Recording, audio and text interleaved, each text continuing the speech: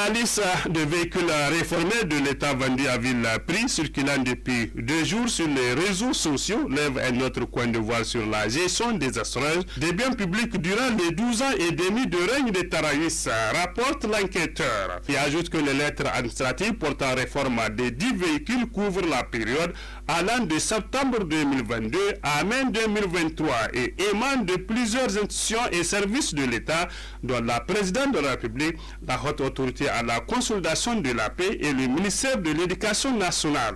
L'opération de bradage a concerné une gamme de marques de véhicules, notamment divers types de Toyota, y compris des 4x4, des Nissan, des Citroën, etc., localisés à Niamey et dans certaines régions du pays.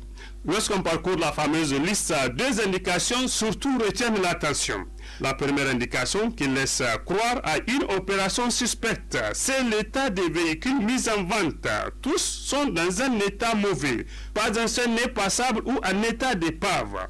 Que signifie exactement mauvais état? S'interroge l'enquêteur qui se demande encore, est-ce à dire qu'il s'agit de véhicules en état de dégradation poussée, nécessitant un investissement financier important de la part des heureux acquéreurs pour les remettre en marche.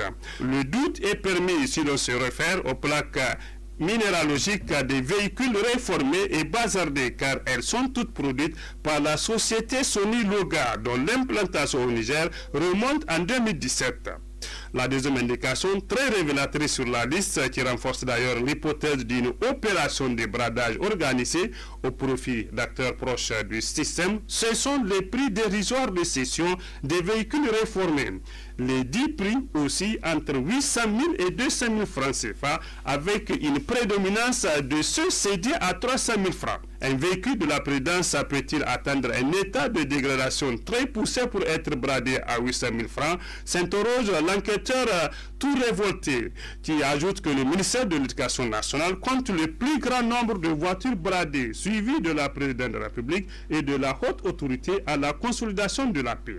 Mais pour le confrère, rien de surprenant en cela. Concernant le ministère de l'Éducation, précisément du temps du ministre Daouda Marté, cette pratique de déclassement de voitures en état de fonctionnement était devenue quasi courante. Les investigations en cours depuis quelques semaines au niveau du parc automobile de la présidence, dont l'ancien patron est présentement dans le collimateur de la justice, permettront certainement aux Nigériens de découvrir l'étendue de la prédation commise sur les moyens roulants de l'État sous le règne des esprits de Renaissance. Pour sûr, durant ces 12 dernières années, les Taraïs se sont abonnés à un véritable wassoso dans quasiment tous les compartiments de gestion de l'État, fort de l'impunité systématique dont ils bénéficiaient, quelle que soit la gravité des impairs communs. Oubliant probablement qu'un jour viendra où ils seront rattrapés par leur turpitude, l'État étant le seul juge incorruptible et implacable. Cette liste de véhicules de l'État réformé et bradés circulant sur les réseaux sociaux est juste une goutte d'eau dans la mare de ce type de compromission des biens de l'État. L'affaire des conteneurs de la Soral, dans laquelle des véhicules 4x4 et d'autres matériels ont été bradés discrètement à des personnalités du régime déchu, est un indice qui laisse croire que la pratique malsaine n'a pas concerné uniquement des véhicules réformés de l'État.